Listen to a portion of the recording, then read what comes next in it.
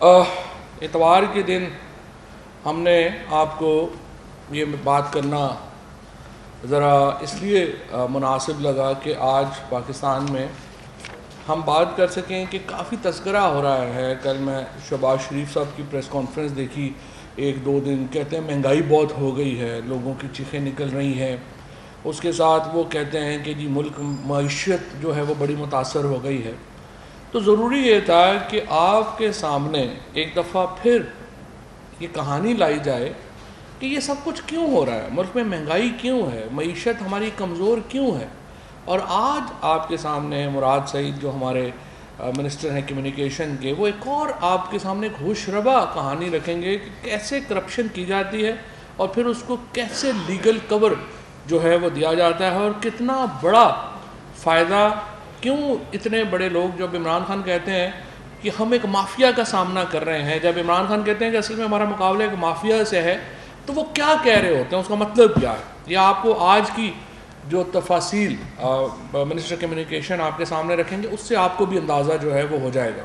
میں تھوڑا ذرا صرف آپ کو بتانا چاہتا ہوں کہ دسمبر 4، 2002 میں ڈان اخبار نے ایک سٹوری شائع کی، اور اس میں سٹوری میں انہوں نے کہا کہ جو Islamabad motorway cost has exceeded ₹60 billion کہ جو لاہور اسلام آباد موٹر وے کی جو کاسٹ ہے وہ $60 ارب سے تجاوز کر گئی ہے. یہ 4 دسمبر 2002 کی ہماری ڈان اخبار کی سٹوری تھی. اور ہم جو پیسہ $450 ملین جو تھا روپیز، یعنی 45 کروڑ روپیہ 2002 میں، یہ کل آمدنی تھی موٹر وے کی. ہم نے $60 ارب کی یہ موٹر وے بنائی. اب بہت سارے جو ہمارے کرم فرما ہیں، جب وہ بات کرتے ہیں کہ عمران خان تو سڑکوں کے ہی خلاف تھے. جی دیکھیں، عمران خان تو کہتے تھے سڑک کا ترقی سے کوئی تعلق نہیں ہے. عمران خان کرپشن کے خلاف تھے جو سڑکوں کے نام کے اوپر کی جا رہی تھی. جس دن موٹر وے کا اور نواز شریف، جب ہمارے ہاں موٹر وے سائن ہو رہی تھی جو اس وقت اپنی دنیا کی تاریخ کا مہنگا ترین پروجیکٹوں میں شامل اس کو جو ہے وہ سمجھا جاتا ہے اس ریجن کے، اسی وقت Nawaz Sharif and family Avenfield apartments خرید رہی تھی لنڈن میں، یو کے میں. تو کیا ہو رہا تھا؟ یہ ہو رہا تھا کہ آپ سڑکوں کے جو ریٹس ہیں، سڑکوں کے جو ٹھیکے ہیں، ان کے نام کے اوپر بہت بڑی کرپشن کر رہے تھے. اور یہ پیسہ پھر کدھر جا رہا تھا؟ یہ پاکستان میں نہیں لگ رہا تھا، یہ پیسہ ملک سے باہر جا رہا تھا. اب یہ پیسہ آ کہاں سے رہا تھا؟ یہ پیسہ قرضوں میں آ رہا تھا. ابھی بھی آپ دیکھیے کہ جو ہم نے موٹر وے میں جو ڈیوو کمپنی کو صرف $2 ارب تو ہم نے انٹرسٹ پیمنٹ کی، سود کی ادائیگی کی ہم نے ڈیوو پیمنٹ. یہ موٹر وے بڑی زبردست تھی، 100% بننی چاہیے. اس طرح سے ابھی مراد آپ کو بتائیں گے جو سڑکیں ہم بنا رہے ہیں. سڑک کے بغیر تو کوئی ترقی کا تصور نہیں ہو سکتا. Communication is every thing.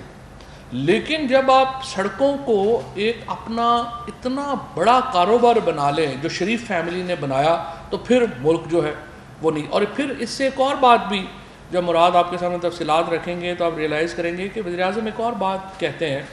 وہ کہتے ہیں کہ یہ جو لوکل کرپشن ہے نا ہماری، اس سے قومیں تباہ نہیں ہوتی، لیکن جب وزیر اعظم اور کابینہ کے اراکین ایک سسٹمیٹک کرپشن میں پڑ جائیں گے پھر قومیں تباہ ہوتی ہیں. اور وہ آپ نے دیکھا کیا ہوا. 1947 میں پاکستان آزاد ہوا. 1947 سے لے کے 2008 تک جب آصف زرداری صاحب نے قدم رنجہ فرمائے پاکستان کے پریزیڈنٹ ہاؤس میں، 65 سالوں میں کل جو ہمارا قرضہ تھا وہ 6 ٹریلین تھا.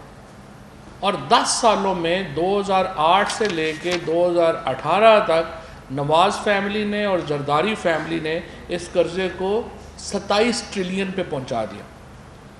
اب صرف 3 سالوں میں ہم $10 ارب ہم اس قرضے کے واپس ہم نے کیے ہیں جو کہ اس دونوں نے جو ہے وہ قرضہ جو ہے وہ لیا تھا. لیکن ابھی بھی ایک پہاڑ ہے جس کو آپ نے واپس کرنا ہے.